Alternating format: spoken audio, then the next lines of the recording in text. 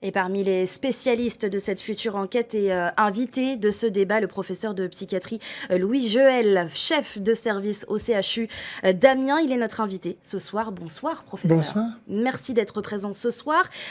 Une trentaine de suicides en moyenne par an en Polynésie, 200 tentatives enregistrées. C'est beaucoup par rapport au reste de l'outre-mer. Est-ce qu'on peut faire un état des lieux global ?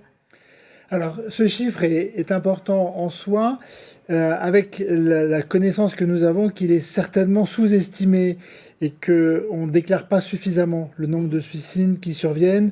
Et on retrouve ce problème dans la plupart des pays d'outre-mer. Moi, j'ai longtemps travaillé en Martinique, où ce problème était également très présent. Et donc, il y a besoin d'accepter les décès par suicide, parce que les reconnaître permet ensuite de développer des actions de prévention et protéger les familles de ces deuils qui sont terribles. Oui, parce qu'il est difficile pour les associations finalement d'aller glaner, d'aller chercher des chiffres qui ne sont pas officialisés finalement. Bien sûr. Et les services de santé ont des informations qui nous montrent que sans doute ce chiffre est peut-être sous-estimé de la moitié par rapport à la réalité de ce qu'on peut constater. Et puis il y a la problématique de ce si grand territoire de la Polynésie qui complexifie beaucoup le comptage exact de ces morts par suicide. En Polynésie, les conflits familiaux sont la première cause du suicide. Est-ce que c'est aussi le cas dans le reste de l'outre-mer ? Alors, les violences intrafamiliales, ce qu'on appelle les violences conjugales, qui sont souvent d'ailleurs renforcées par des conduites addictives, des prises d'alcool, des prises de drogue, qui sont très souvent associées à une augmentation des comportements suicidaires, et puis également les violences sexuelles qui ont pu être faites sur les personnes, sur les enfants, sont également des facteurs de risque importants de mortalité par suicide. Qu'est-ce qui conduit concrètement, professeur, à ce genre de drame ? Ce sont des faits répétés ?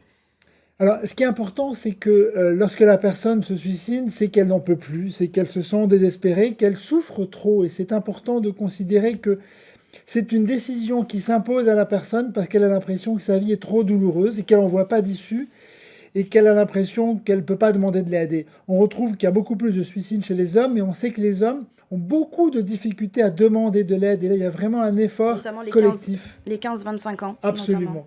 Et ils vont davantage utiliser des moyens violents pour faire face à leur détresse, alors qu'on pourrait tellement faire d'actions pour les protéger leur vie qui est si précieuse. Alors parmi les actions, notamment, on parle de cette grande enquête menée par l'INSERM qui, on espère, va permettre au possible d'enrayer cette problématique. Sur quoi va-t-elle porter ? Comment est-ce qu'elle va être réalisée, cette enquête ? Alors c'est une étude assez exceptionnelle puisqu'elle a mobilisé donc la Polynésie, la Martinique, la Guadeloupe, la Guyane, la Réunion pour être dans une démarche d'apprendre à mieux compter le nombre de morts par suicide et d'aller pendant 2 années vers les familles qui ont vécu ce suicide pour faire ce qu'on appelle une autopsie psychologique. Ça veut dire on va aller vers eux pour comprendre ce qui s'est passé dans les 6 mois qui ont suivi la mort par suicide. Et c'est une démarche qui nous a été apprise par les collègues canadiens, québécois, dans lesquels les familles sont très sensibles au fait qu'on aille vers elles pour qu'on les aide à comprendre ce qui s'est passé, comprendre aussi les trajectoires de vie pour mieux identifier dans ces trajectoires de vie, dans ces moments de détresse, quelles auraient été les actions nécessaires dans le contexte culturel, social de la Polynésie pour pouvoir avoir des actions personnalisées pour ces familles. Justement, il va y avoir des actions. Après, comment est-ce que cette étude va se traduire ? Alors, c'est bien ça l'enjeu, c'est mieux comprendre les enjeux en termes de santé mentale et quelles sont les actions de santé mentale, mais quelles sont aussi les actions communautaires qu'il faut être capable de faire, renforcer notre capacité à entendre des signaux de détresse, parce que le plus souvent, on va entendre rétrospectivement, ça veut dire après le décès par suicide, qu'il y avait quand même tel et tel signaux, et on veut mieux connaître ces signaux pour développer des actions, dans l'esprit aussi de ce que fait SOS Suicide ici, de ce qu'on fait SOS Crise en Martinique en particulier, pour être à l'écoute de la détresse, mais mieux comprendre ces signaux. Et c'est ça l'objet important de cette étude dont on va présenter les enjeux lors de la réunion que vous avez annoncée pour jeudi 3 mars. Jeudi, et je vais justement préciser cette réunion. Merci beaucoup, professeur, d'avoir été notre invité ce soir. Merci. Et je le disais donc, sachez que le débat sur le suicide en Polynésie est ouvert à tous. Il aura lieu au Tahiti Pearl Beach Resort ce jeudi à 19h.